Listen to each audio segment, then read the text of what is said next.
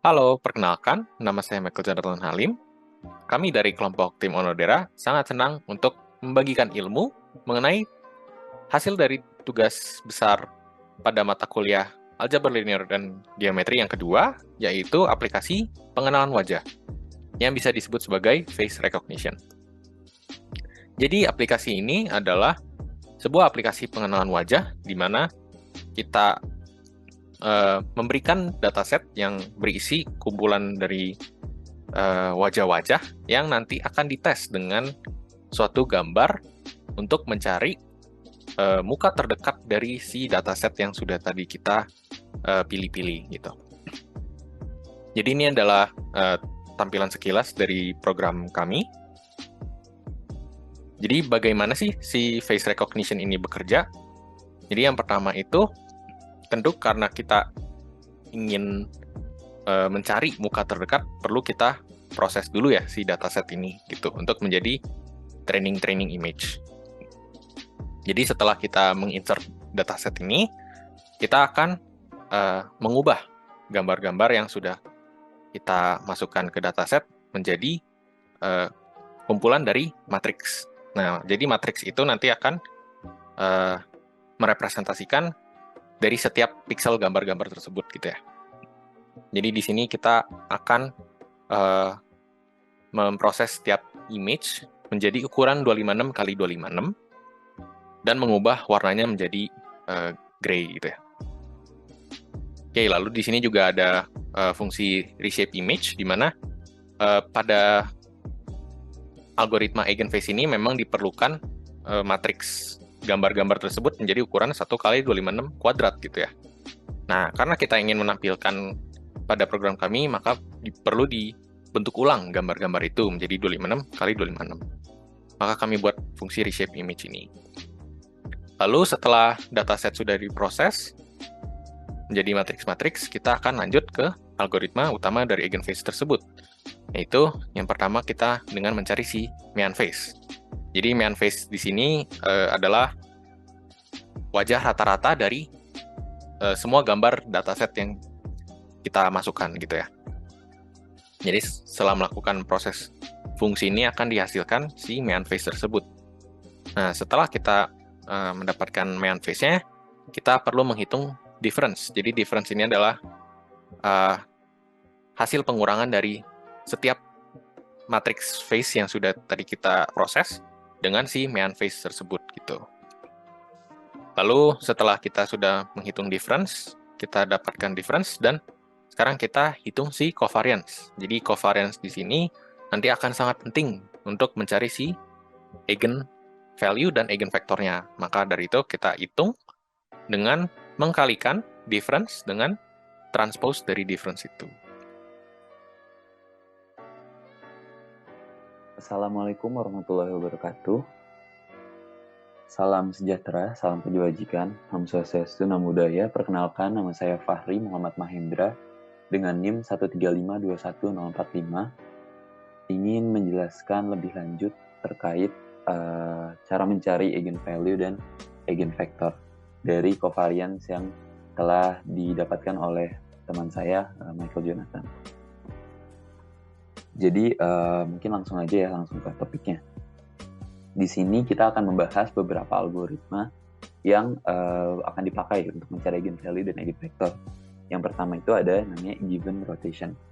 Dari given rotation ini, itu akan dipakai untuk mendapatkan dua hal.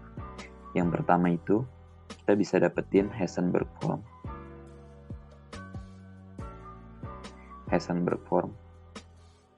Dan dari sini kita juga bisa memakai given rotation untuk mendapatkan algoritma QR decomposition.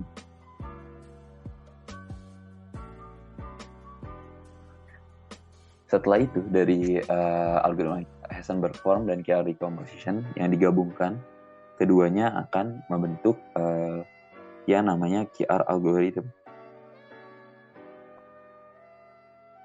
Nah, di QR algorithm inilah yang dipakai untuk mencari nilai eigenvalue dan eigenvektor dari suatu matriks persegi. Oke, mungkin tanpa berlama-lama kita langsung aja masuk ke topik dari given rotation. Nah, di sini udah ada sneak peek-nya ya.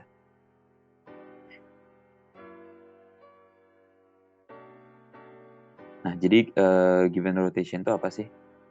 Given rotation itu adalah suatu rotasi yang hanya suatu rotasi yang berarah lawanan dengan jarum jam pada hanya 2 aksis. Jadi di sini kita bisa lihat kalau misalnya aksis yang diinginkan adalah I dan J pada suatu matriks persegi dengan sudut theta, maka kita lihat bahwa matriks transformasinya adalah berbentuk sebagai berikut. Dengan tambahan syarat yaitu C sama dengan cos theta, di mana theta-nya adalah radian, dan S itu sama dengan sin theta. Jadi kalau kita punya suatu matriks sembarang, kita kalikan dengan given matriks ini kita sebut namanya given matrix ya. Given matrix. Kita kalikan dengan given matrix, maka matriks tersebut akan terrotasi dengan sumbu derajat I dan J sebesar radian, sebesar theta radian. Oke, jadi mungkin gimana sih kita nyari C dan S ini? Dan gunanya apa sih kita merotasi matriks yang kita punya? Sebenarnya guna dari kita merotasinya itu adalah dengan given rotation kita bisa membuat suatu entry spesifik dari matriks tersebut menjadi 0. Dan ini sangat berguna untuk kita pakai ke depannya. Jadi sebenarnya given matriks ini bisa disimplifikasi menjadi seperti bentuk ini.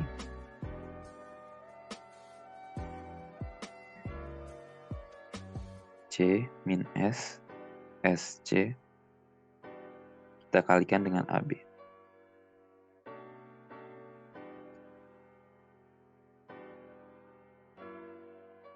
Sama dengan R0. Nah, jadi ketika kita mengalihkan suatu vektor AB dengan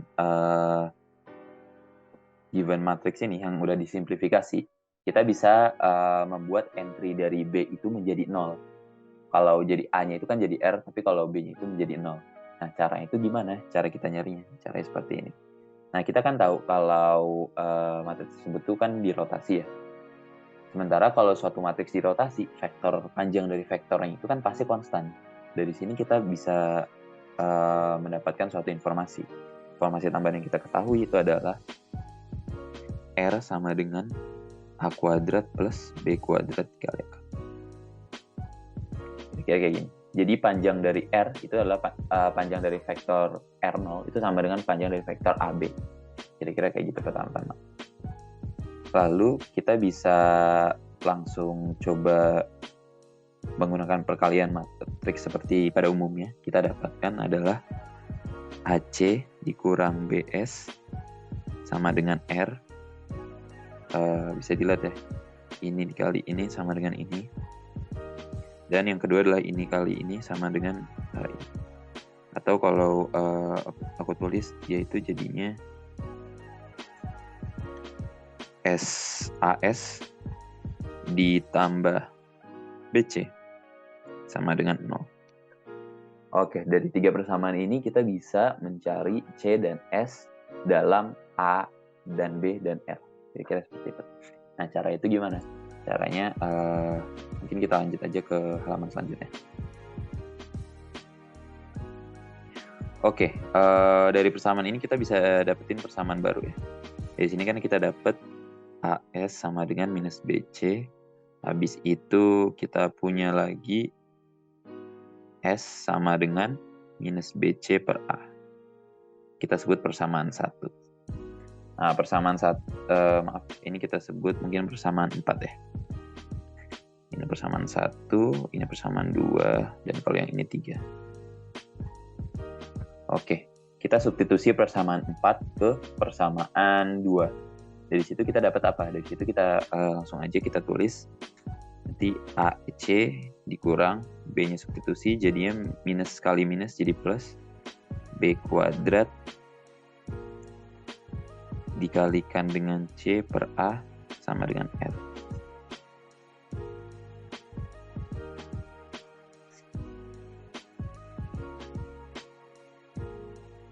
Oke, kita udah kaliin. Nah, sekarang selanjutnya kita langsung kaliin aja kedua ruas dengan A. Kita dapatin hasilnya itu A kuadrat dikali C tambah B kuadrat kali C sama dengan AL. Oke, dari sini kita langsung aja kita samain, kan sama-sama koefisiennya C. A kuadrat plus B kuadrat dikali C sama dengan AR. Sementara dari persamaan 1 nih, kita punya R sama dengan akar A kuadrat plus B kuadrat. Berarti R kuadrat kali C sama dengan AR, atau C sama dengan, kita dapetin C sama dengan A per R. Oke. Ini adalah persamaan 5. Dengan mensubstitusi persamaan 5 ke yang tadi, ke persamaan 3, kita ke persamaan 4, nanti kita bisa langsung aja dapet S sama dengan minus B per R. Oke, berarti dari sini kita dapat apa? Kita dapat koefisien C dan S dalam A dan R. Jadi kalau kita punya suatu entry AB, kita ingin ubah ke entry R0, kita tinggal kaliin aja matriks ini nih. C minus S, S, C gitu. Dengan C dan S itu didefinisikan sebagai berikut. Oke, tapi nggak cukup sampai sini ya. Kita nemu masalah ternyata. Masalahnya itu apa? Masalahnya itu adalah R itu sebenarnya itu ketika kita komputasi, dia itu nilainya bisa overflow atau underflow. Dia itu nilainya bisa dekat banget ke 0, dan itu bisa menyebabkan floating point error ketika diprogram. Makanya kita nggak bisa langsung serta-merta ngambil nilai C dan S sebagai berikut. Maka dari itu kita bisa manipulasi nilai C ya. Nilai A per R, maaf. Kan kita punya A sama dengan A per R. Tadi kita substitusi aja nilai R pada persamaan 1, bahwa C sama dengan AR itu sama dengan A per akar A kuadrat plus B kuadrat. Atau kita langsung sama dengan ini lagi, A, kita turunin A-nya ke bawah, 1 per A akar A kuadrat plus B kuadrat. Nanti sama dengan 1 per akar 1 plus B kuadrat per A kuadrat.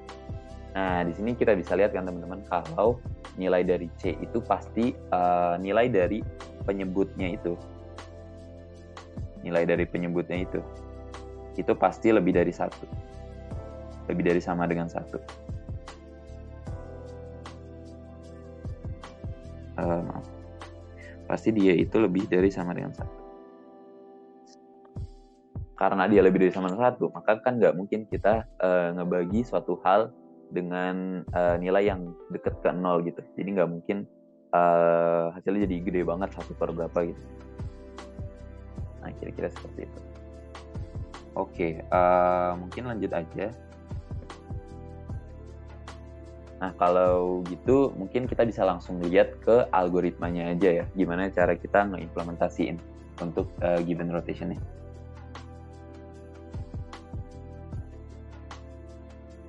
Oke. Nah, mungkin di sini teman-teman bisa lihat ya. Pertama, di sini ada algoritma untuk membuat template dari given matrix tersebut. Tadi kan kita ingat ya, bentuk given matrix itu sedemikian rupa sehingga di aksis, misalnya kita punya aksis M dan N yang ingin kita ubah, maka dia itu M, N sama dengan C, N, N sama dengan C, N, M sama dengan S, dan seterusnya. Setelah itu kita punya algoritma untuk mencari nilai C dan S seperti yang tadi. Nah, di sini kita lihat kalau kondisi B-nya udah sama dengan 0. Nah, berarti nggak banyak hal yang perlu diubah. Nanti kita coba cek lagi kondisi A sama dengan 0. Dan setelah itu, dan seterusnya. Di sini kita bisa lihat kayak bentuknya itu mirip ya. Tadi kan kita punya B kuadrat per A kuadrat ya. Ini kan kita sama dengan D. Nah, nanti kita juga nanti 1 plus D kuadrat gitu. nanti kita punya sama dengan P, nanti kita punya C sama dengan 1 per P, dan S sama dengan C kali D. Kira-kira seperti itu. Ini sama persis seperti yang kita hitung pada sebelumnya. Nah, ini yang buat Heisenberg ya.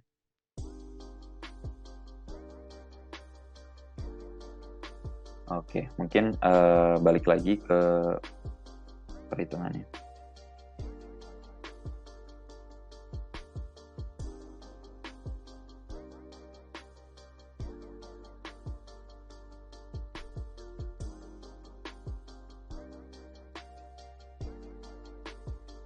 Nah, kita udah selesai membahas tentang given rotation ya. Cara mencari nilai koefisien C dan S-nya, sehingga kita bisa membuat entry A, B-nya itu menjadi R0, di mana B-nya itu habis. Nah, setelahnya kita bakal membahas tentang namanya Heisenberg form. Heisenberg form itu apa sih sebenarnya? Heisenberg form ini adalah sebuah matriks persegi dengan subdiagonal pertama ke bawahnya itu nilainya itu 0. Maksudnya kayak gimana? Maksudnya itu adalah seperti ini contohnya. Kalau misalnya kita punya matriks 5 kali 5 nih.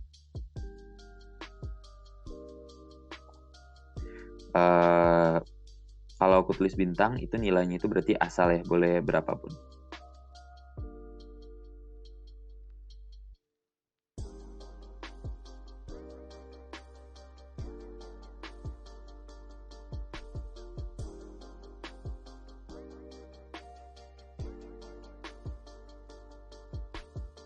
Oke, jadi kira-kira kelihatan ya polanya.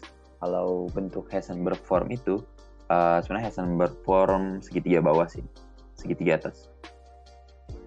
Nah, bentuk Heisenberg form segitiga atas itu jadi kita punya subdiagonal pertama itu ini, dan di bawah yang aku lingkarin ini nilai itu harus sama dengan 0 semua. Itu adalah Heisenberg form.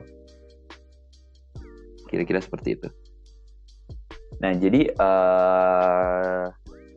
sebenarnya itu kita mau ngapain sih di Heisenberg form ini? Kita itu pingin ngubah matriks inputan kita yang pingin dicari eigenvector sama eigenvalue-nya.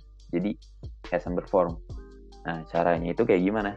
Caranya itu adalah kita itu harus balik lagi ya teman-teman, tadi itu kita pakai given rotation. Jadi misalnya kita itu udah punya matriks 5 kali 5 nih. Kita udah punya matriks 5 kali 5 asal. Kalau nggak 4 kali 4 aja.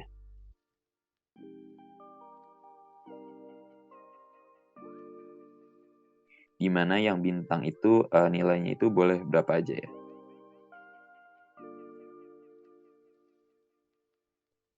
Oke.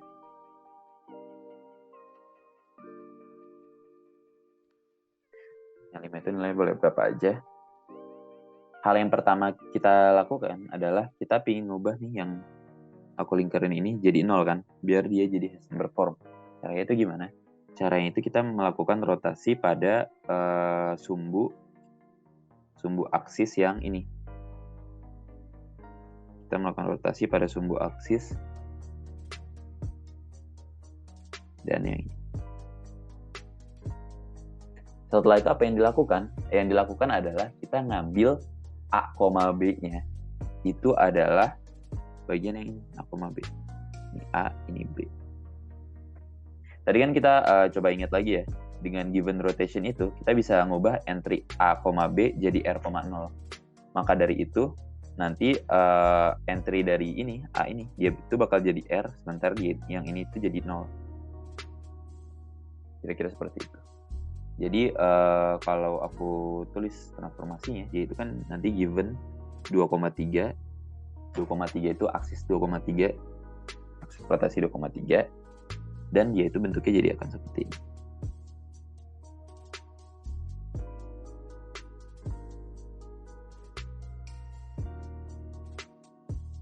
Nol, bintang.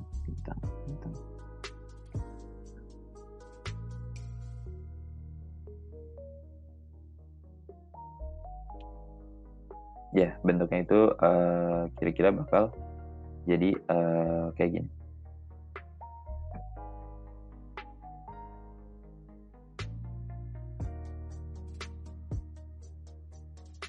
Oke, mungkin buat selanjutnya, kita kan masih perlu ya, kita ngebuat ini dan itu menjadi nol ya. Karena ini sebelumnya belum Heisenberg form kan. Kalau mau jadi Heisenberg, yang saya lingkaran merah itu harus jadi nol. Caranya gimana? Cara selanjutnya adalah kita memilih aksis rotasinya itu adalah balik lagi ke yang sini. Dan yang kita milih aksis rotasinya adalah ini, yang aksis 1 dan aksis 3. Aksis 2 dengan aksis 4. Kenapa aksis 2? Kenapa nggak misalnya aksis 3 aja? Gara-gara aksis 3 itu kan sebenarnya udah ada, aksis 3 itu kan sebenarnya udah ada nolnya ya. Jadi kalau nanti kita itu nggak mau mengubah nol yang di sini, karena itu yang udah kita mau. Kita nggak perlu kita ubah. Nah, untuk itu kita ngambil lagi A, B-nya itu yang ini. Jadi kalau nilai di sini tuh berubah jadi R itu kan nggak masalah ya. Kita sebenarnya nggak peduli ya. Yang kita peduli adalah nilai ini yang tadinya dari B itu berubah jadi 0. Kira-kira kayak gitu. Maka lanjut aja langsung kita bikin, kita transformasi givennya dengan 2,4 aksis kedua sama keempat. Jadinya itu dia bakal menjadi bentuk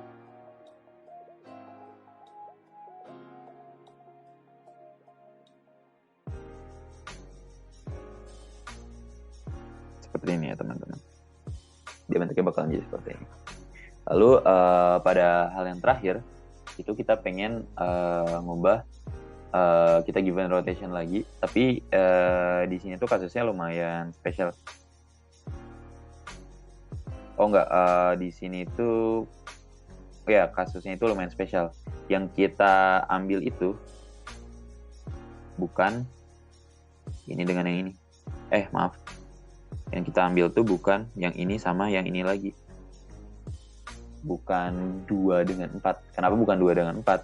Kalau misalnya kita ambil A, B-nya itu yang ini, di kolom pertama, kita bisa lihat bahwa nilai di sini itu bisa berubah. Karena dia itu rotasi kan. Satu rotasi itu semuanya nanti keubah tuh yang satu baris. Maka dari itu yang kita pilih itu adalah axis of rotation yang ini nih. Kenapa kita milih yang ini? Gara-gara nilai sebelumnya itu udah 0 dan 0. Nah, kita tahu kan kalau suatu vektor itu kalau nilainya 0, mau kita rotasi bagaimanapun, pasti entry-nya tetap 0 dan 0. Jadi kalau dia udah 0 sama 0, mau kita rotasi bagaimanapun, hasilnya juga pasti 0. Oke, kita udah milih baris dan kita milih nanti di program kita bakal milih A, B-nya itu adalah lanjut, kita given lagi given rotation 3,4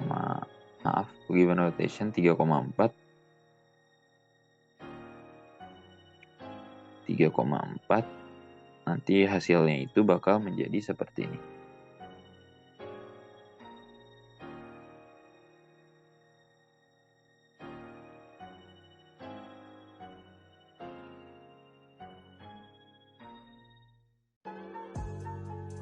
Menjadi kayak gini. Oke, kira-kira kayak gitu. Namun hal yang penting adalah kita kan ingin mengubah matriks kovarian tadi jadi Heisenberg, lalu kita cari eigenvector dan eigenvalue-nya. Nah, hal yang penting adalah kita itu nggak boleh ngubah hasil eigenvalue dan eigenvectornya itu sendiri. Maksudnya itu gimana? Maksudnya itu seperti ini. Jadi pertama kan kita punya matriks kovarian, aku sebut aja A.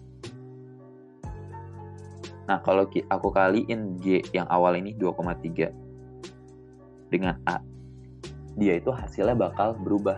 Eigenvector dan eigenvalue itu bakal berubah. Nah, biar dia nggak berubah, itu kayak gimana? Caranya itu adalah kita kaliin dengan transpose dari given matrix tadi yang kita pakai transpose-nya.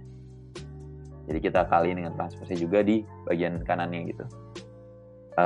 Dan sama halnya dengan seterusnya. Kan kita habis itu kita kaliin G 2,4 ya, berarti kita kaliin lagi nih 2,4 kaliin G 2,3 dikali A kaliin transpose dari given matrix G,3 dikaliin 2,4. Kira-kira kayak gini. Dan seterusnya ya. Dia bakal. Kalau kita udah selesai, nanti dia itu hasilnya itu bakal menjadi Heisenberg force. Atau kita sebut AHA ya. Bakal jadi Heisenberg force. Nah, mungkin kita langsung lompat aja sekarang ke kodenya juga. Ke source code-nya. Oke. Nah, dari sini kita bisa lihat ya teman-teman, kalau given dari kita ini buat nyari C sama S-nya itu, A, B-nya itu adalah kayak gini. Yaitu pada matriks itu di kolom M-1 dan di kolom ya M-1. Ini bakal berbeda sama nanti ketika kita pakai given rotation di QR decomposition. Oke, di sini kita bisa lihat aja ya. Pertama, kita dapetin kita punya suatu masukan matriks A. Setelah itu kita traversal. Nah, di sini kita lihat kita simpan nih given rotation ya dari fungsi yang tadi kita udah buat. Lalu kita simpan juga transposnya. Setelah transposnya kita simpan, kita lihat nih kalau matriks tadi awalnya itu kita kaliin dengan given di kirinya, lalu hasilnya itu kita kaliin dengan given di kanannya, dan bakal di return. Ini bakal diulang traversal sampai dia itu hasilnya itu jadi Heisenberg force. Kira-kira kayak gitu. Mungkin setelah Heisenberg form kita lanjut aja, kita bahas pemakaian given rotation di dalam QR decomposition ya.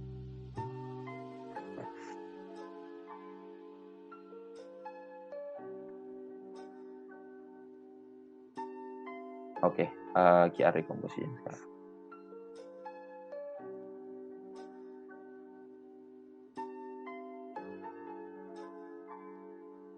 Oke, pertama-tama QR decomposition itu apa sih sebelumnya? QR decomposition itu kita itu mengubah dia suatu matriks A, kita dekomposisi jadi perkalian dari Q, R. Nah, Q itu apa? Q itu adalah, ini malah jadi G.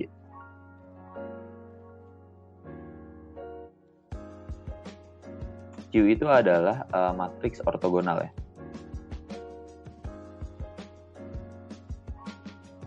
Sementara R itu apa? R itu adalah matriks segitiga atas.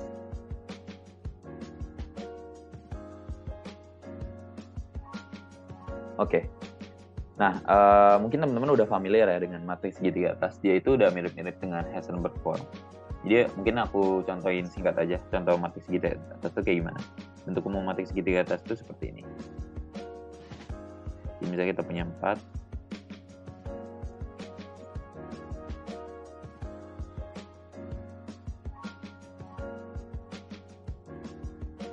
Oke. Jadi kita lihat bahwa entry di bawah diagonal utamanya itu pasti 0. Sementara diagonal utamanya itu kan kayak gitu. Itu matriks segitiga atas. Nah, salah satu trik untuk melakukan QR decomposition dengan given rotation itu adalah mirip dengan Heisenberg. Jadi pertama-tama itu kan kita punya matriks A ya. Yang tadi misalnya sebelumnya maaf. Nggak apa-apa deh. Misalnya kita punya matriks A. Aku contohin lagi dengan 3 dulu ya.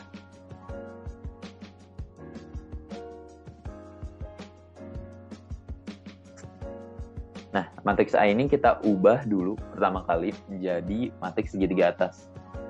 Jadi kita ubah jadi R. Untuk masalah Q-nya, ya matriks ortogonal nanti aja. Kita langsung ubah dulu jadi matriks segitiga atas. Cara itu gimana ya? Kita pakai given rotation lagi. Kita pakai given rotation, kita kan bisa lihat kalau dia itu bakal given rotation-nya itu di sini. Aksis ini yang kita pilih dan A, B yang kita pilih itu ini. Nanti kita dapat hasilnya itu adalah kita kalikan dengan given 1,2. Itu bakal jadi seperti yang Heisenberg tadi, mirip-mirip 0.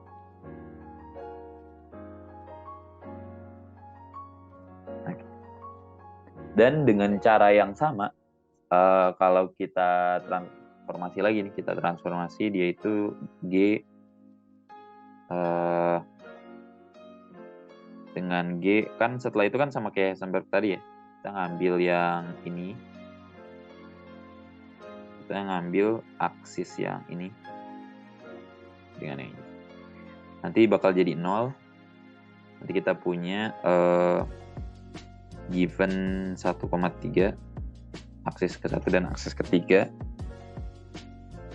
itu bakal jadi bintang 0 bintang 0 bintang. Nah ya, seperti kayak gini. Habis itu yang terakhir, langkah terakhir kita langsung aja ya, kita given dengan persis sama dengan Heisenberg 2,3.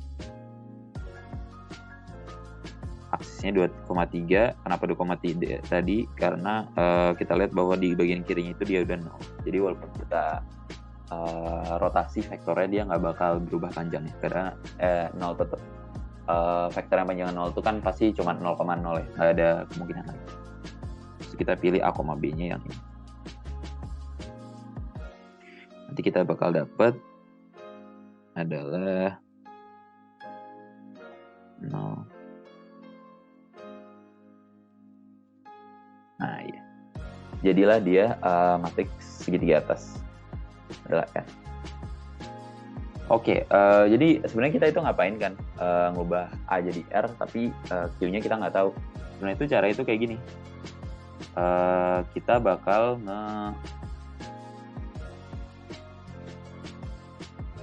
jadi setelah kita mendapatkan R-nya, kita kan harus dapetin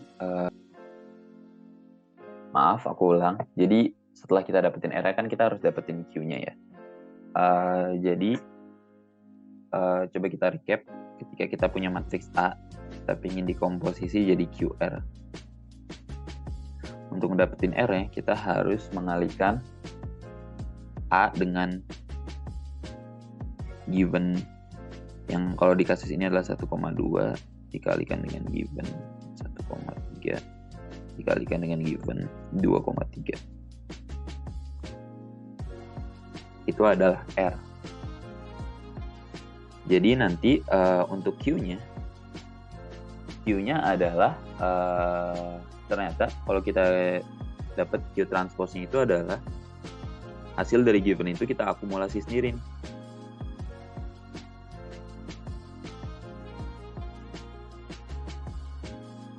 Jadi nanti seiring kita menghitung R-nya, kita menghitung R-nya satu persatu, sekali, nanti sekali lagi. Nanti kita bakal harus akumulasi given matriksnya tadi nih. Kita akumulasi, kita dapat Q dari transpose-nya.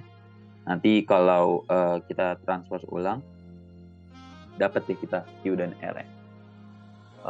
Untuk sekarang langsung kita masuk ke itunya aja, codingnya aja, source code-nya.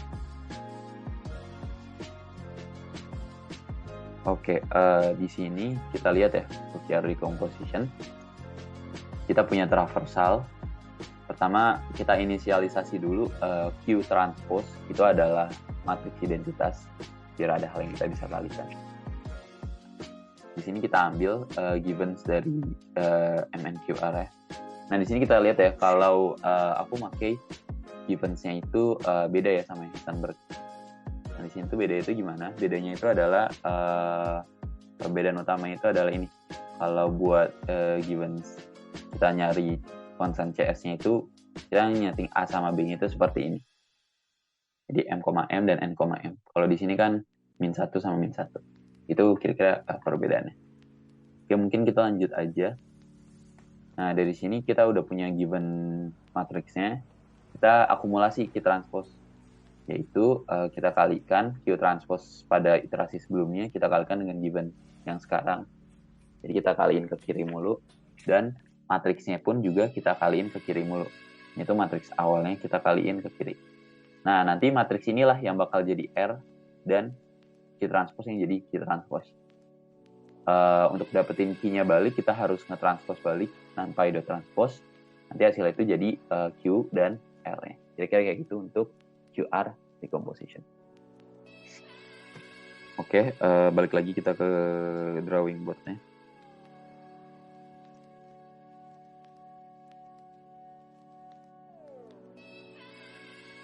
Nah, tadi kita udah summary ya, kita udah bahas tentang given rotation, gimana cara given matrix, habis itu memakai given matrix tersebut ke Heisenberg form dan QR decomposition. Nah, sekarang kita bakal bahas tentang QR algorithm. Nah, sebenarnya QR algorithm itu gimana sih? QR algorithm itu adalah algoritma iterasi, di mana kita pertama itu punya kondisi awal. Misalnya kita punya matriks A nih, yang ingin kita cari eigenvector dan eigenvalue-nya. Kita pertama-tama ubah A-nya itu menjadi Heisenberg form dulu. Nah, tadi kan kita udah lihat ya di Heisenberg form. Kalau kita ubah ke Heisenberg form itu asal langkahnya benar, kita nggak bakal dapetin eigenvector dan eigenvalue yang berbeda. Eigenvector dan eigenvalue-nya itu pasti sama. Kira-kira begitu. Nah, dari situ kita setting nih. A0 itu sama dengan AH. 0 sama dengan AH. Untuk iterasi selanjutnya, kita punya misalnya untuk langkah ke K. Ini basis ya, bentar. Ini basis. Untuk langkah ke K dari iterasi QR algorithm, kita punya pertama AK sama dengan QK dikali N. Di sini kita pakai yang namanya QR decomposition. Yang tadi kita udah. Di sini kita pakai Heisenberg. Oke, dari sini nanti untuk mendapatkan barisan selanjutnya adalah elemen selanjutnya kita bisa AK plus 1 itu sama dengan RK dikali QK. Kira-kira kayak gini. Jadi misalnya aku contohin aja ya.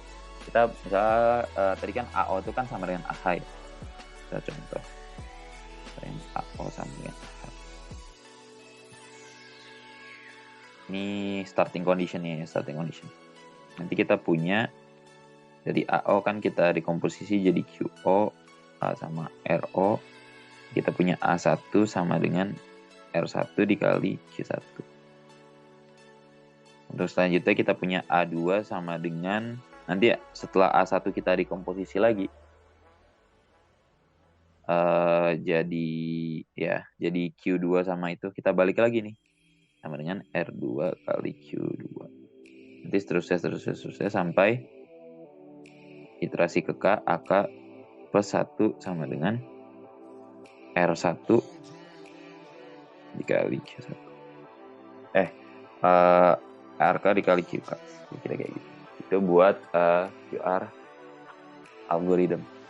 Nah, jadi itu setelah iterasi ke K, itu sebenarnya kita hitung apa sih? Berarti itu nanti matriks AK plus 1 itu bakal jadi yang namanya matriks sure form. Jadi itu kayak gimana matriksnya? Matriksnya itu seperti ini kira-kira.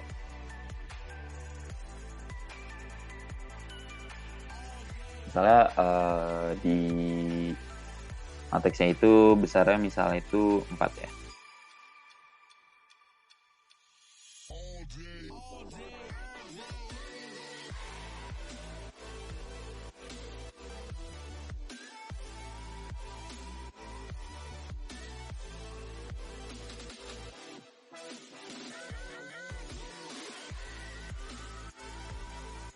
Oke.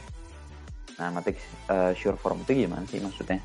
Maksudnya itu adalah dari sini itu kita punya matriksnya itu main diagonal dari tiap entry-nya itu, atau tiap entry dari main diagonalnya itu merupakan eigenvalue. Jadi di sini tuh kita punya dia itu eigenvalue pertama, jadi kita punya eigenvalue kedua, eigenvalue ketiga, dan eigenvalue keempat. Dengan nilai hampiran dari eigenvalue tersebut itu makin akurat, Karena ingat ya, QR algorithm ini cuma bisa menghampiri, nggak bisa mencari nilai eksaknya. Nah, diagonal utama itu hampirannya makin akurat jika subdiagonal pertamanya itu sudah mendekati 0. Mendekati 0.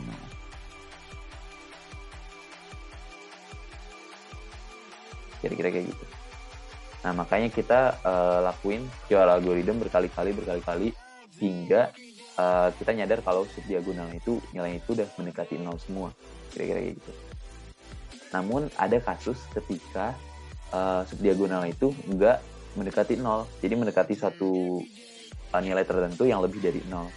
Nah, kalau kayak gitu, kita tahu kalau diagonalnya itu tetap nilai eigen, tapi nilai eigennya itu dalam bentuk imajiner.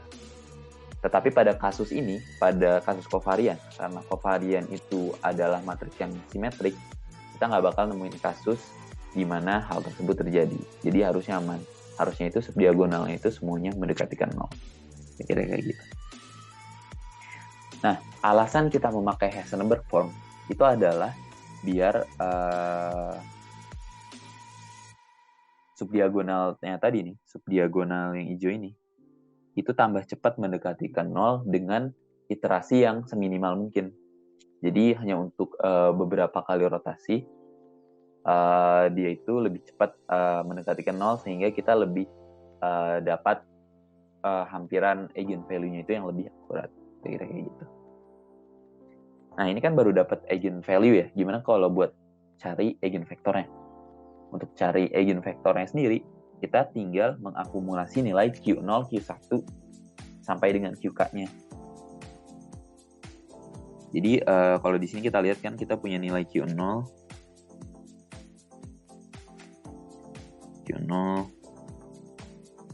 ini kita mulai Q1, Q2. Nanti bakal kita kali ini terus-terusan sampai QK. Kita akumulasi, nanti nilainya itu jadi suatu vektor. Misalnya 4 kali 4 juga.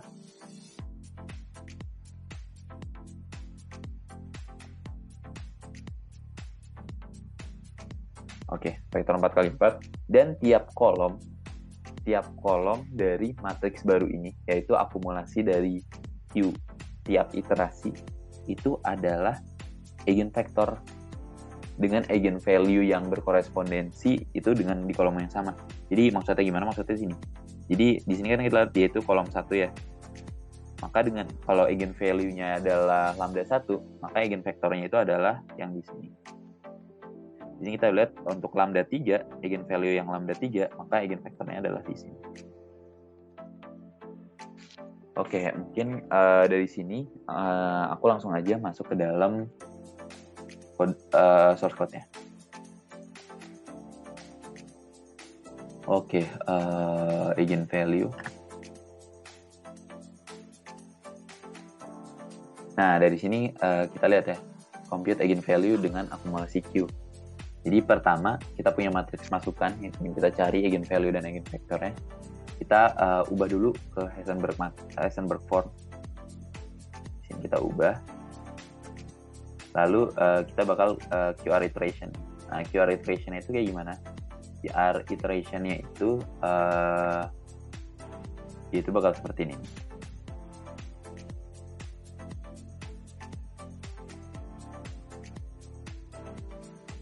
Pertama kita punya kita inisialisasi akumulasi Q-nya itu jadi dengan matriks identitas.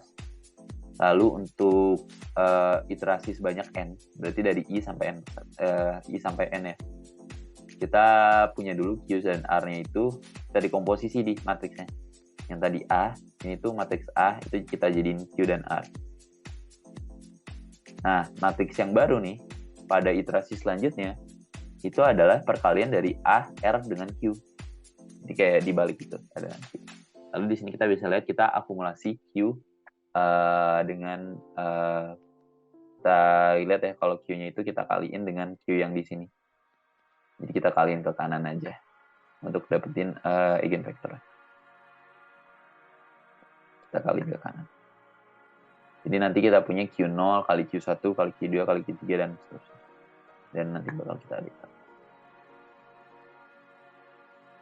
Oke, mungkin selanjutnya aku bakal bahas tentang yang berhubungan dengan eigenphase yang kita mau ya. Nah, dari sini itu kan misal kita punya matriksnya itu 4x4. 4x4. Kita punya A itu dimensionnya 4x4 ya.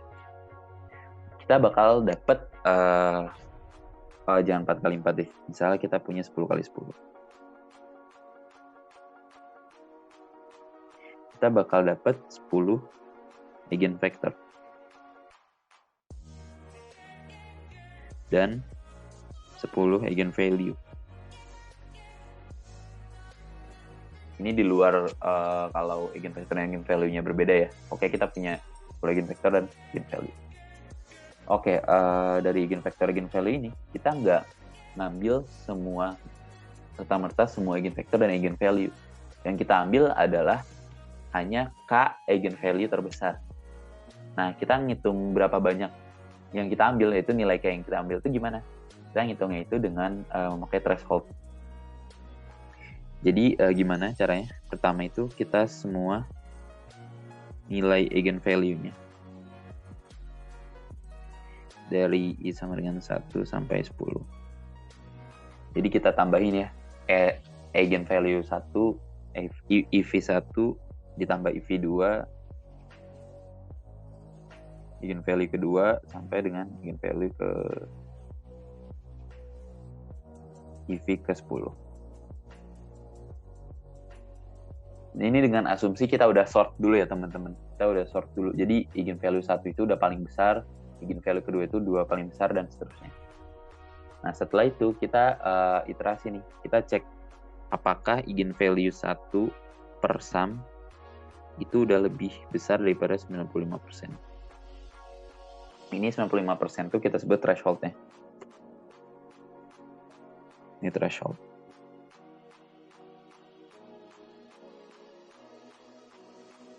Threshold-nya ya. Kalau misalnya belum, maka kita lanjut nih. Kita tambahin lagi IV1 tambah IV2 per sum. Itu udah lebih dari 95% belum? Dan kalau belum, kita ulang-ulang terus sampai misalnya kita di EV ke 6 nih, tambah eigenvalue kedua sampai dengan tambah eigenvalue ke 6 baru itu 95%. Nah, kalau misalnya ini udah, maka ya udah kita stop aja. Kita cuman ngambil eigenvalue ke 6 aja.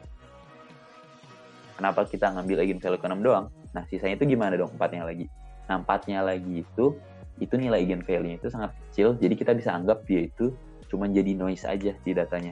Nggak terlalu merepresentasikan sesuatu yang signifikan gitu. Jadi kita ambil cuma 6 terbesarnya aja, kira-kira kayak gitu. Nah, mungkin langsung aja lagi ke bagian source code-nya.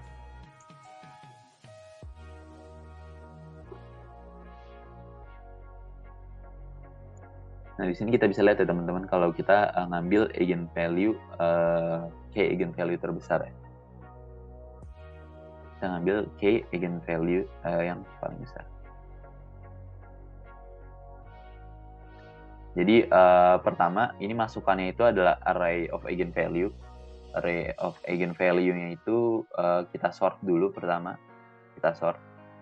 Lalu di sini kita bisa lihat nih, akumulatif sum-nya itu berapa. Akumulatif sum itu yang tadi FV1, kalau belum lanjut FV1 tambah FV2 dan seterusnya. Sementara array sum-nya itu tadi itu penjumlahan semuanya.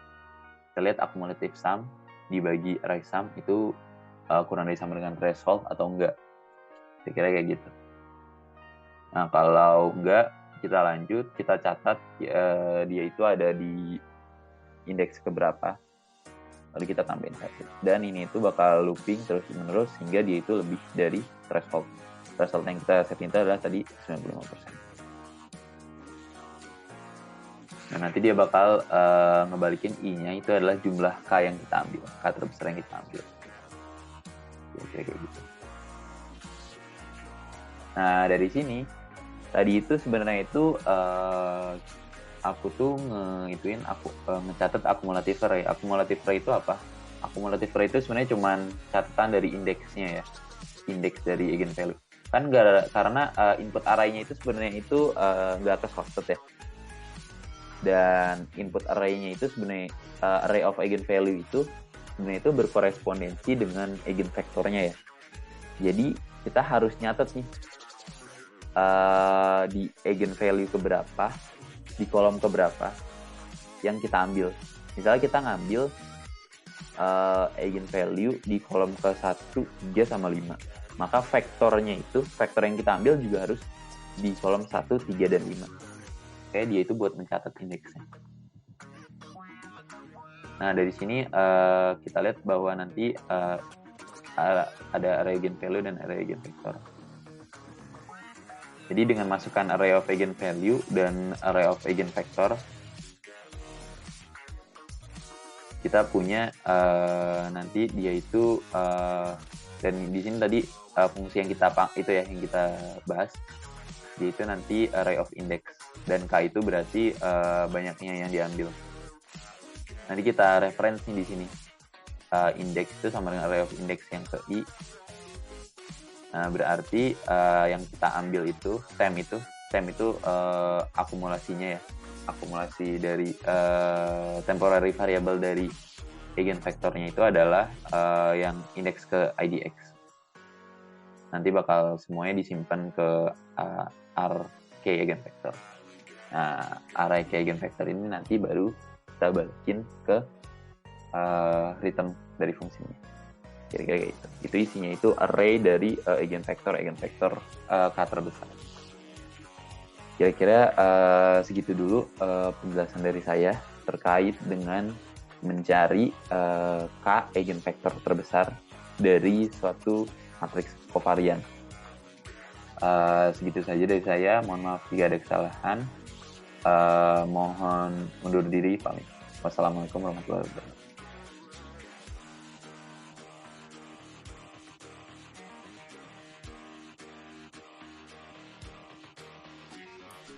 Lalu setelah kita dapatkan eigenvektornya dan kita juga dapatkan bilangan K ini, kita akan mengcompute, kita akan mencari eigenphase yang nanti akan menjadi training image-nya gitu ya.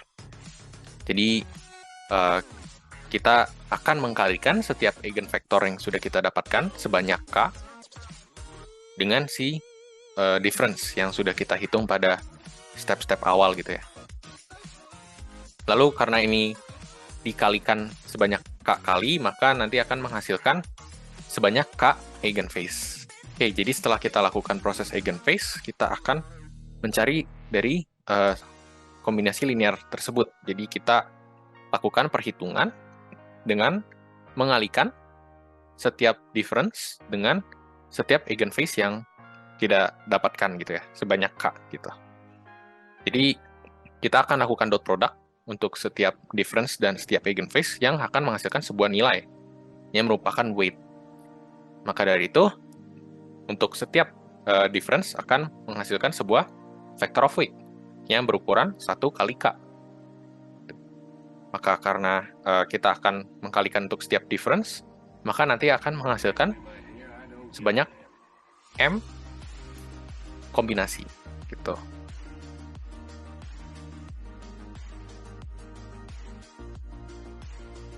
Maka dari itu dataset sudah kita beres selesaikan.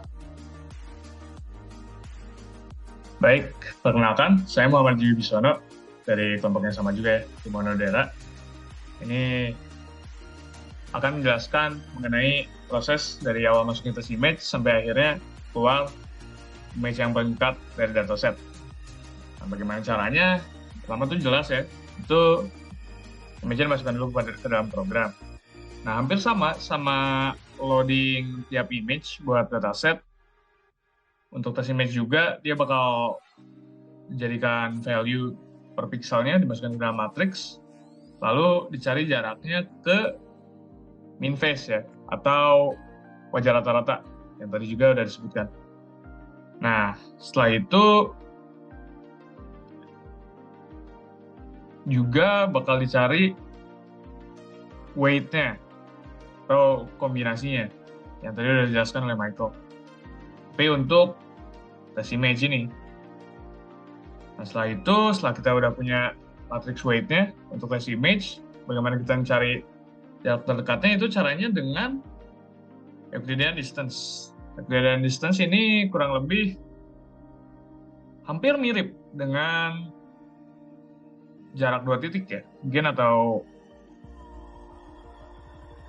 kalau misalnya di sini vektor banyak dimensi gitu ya, tapi kurang lebih misalnya hampir sama prinsipnya dengan jarak. Jadi kurang lebih caranya tuh jarak tiap dimensinya dikuadratkan ya, terus ditambahkan untuk tiap dimensinya. Jadi jumlah dari jarak kuadrat dari tiap dimensi, terus jumlah tersebut diakarkan begini. Itu bakal dapat Euclidean distance. Setelah kita dapat Euclidean distance-nya, udah tinggal kita cari jarak terdekat dari Euclidean distance per weighting itu. Jadi cari aja yang paling kecil gitu. Nah, setelah kita udah dapat yang paling kecil, kita bisa balikin indeksnya. Sama ini kita ingin menampilkan si jarak Euclidean distance-nya di GUI. Tapi setelah kita dapat indeksnya, ini kita tinggal cari aja image index berapa itu. Terus kita bisa tampilkan ke GUI.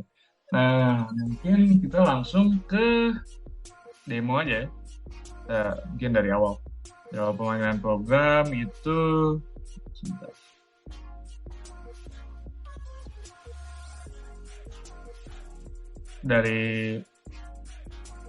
Mungkin dari sini ya. Dari src kita bisa panggil main dengan semua setupnya sudah dilakukan. Ini akan memanggil ini dulu, ada prompt untuk memilih tema. Ini ada 2. Mungkin kita pilih yang ini ya. Ini sebenarnya secara fungsional harusnya sama aja. Nah, seperti ini mungkin berupa GUI buatan kelompok kami.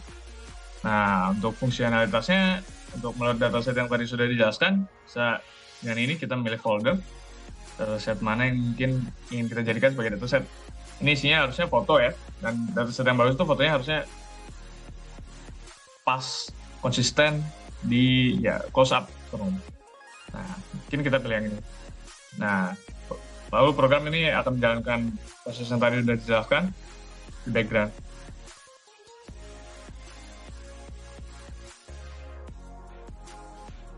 Mungkin kita tunggu sebentar ya.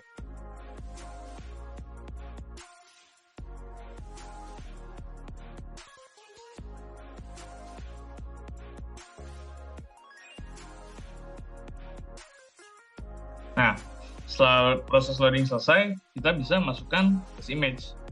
Jika kita masukkan test image yang sama persis, itu kan secara teori jaraknya harusnya 0 ya. Jadi Euclidean distance-nya harusnya 0. Mungkin kita bisa kasih contoh ya. Gambar yang berasal dari dataset juga nih. Kan berarti gambarnya ini ada ya dalam dataset, jadi bisa keluarkan gambar yang persis. Nah, yang bisa dilihat ini Euclidean distance-nya itu 0. Bisa sama ya berarti. Nah, mungkin kita bisa untuk test case kita isi orang yang lain ya, tapi masih berada dalam test case. Kita mungkin pilih yang ini ya, yang paling kotak. Nah, bisa lihat ini ada Euclidean distance-nya nilai 100 juta. Mungkin kelihatan gede ya, tapi sebenarnya itu relatifnya kecil. Kalau misalnya kita bandingkan dengan wajah asal ya mungkin. Kalau misalnya kita bandingkan dengan monyet ya mungkin. Nah, bisa lihat jaraknya tuh 200 juta ke atas. Jadi yang tadi tuh lumayan mirip sebenarnya. Nah, selain itu kita juga mengimplementasikan fitur lain, itu kamera. Ini bisa lihat gambarnya. Mungkin saya pindah dulu. Nah, jadi dengan kamera itu wajah kita bisa diambil secara real time. Ini bisa sangat bermanfaat. Nah, itu mungkin wajah yang mirip dengan wajah saya. Sangat bermanfaat jika untuk aplikasi nyatanya itu bisa dipakai untuk presensi siswa atau karyawan. yang misalnya datang ke kantor, ke presensinya bisa cek aja, kalau misalnya keluar wajah yang mirip, oh ini dia, itu bisa diambil presensinya. Mungkin itu aja kali ya dari program kita. Mungkin ada sedikit beberapa fitur kayak GUI ini bisa full screen ya. Terus ini wajahnya juga bebas kita milih, datasetnya juga bebas kita milih. Mungkin itu aja dari kami. Sekian, terima kasih. Semoga ilmu yang kami berikan bermanfaat dan penjelasan yang kami sampaikan juga dapat dimengerti. Oke, sekian.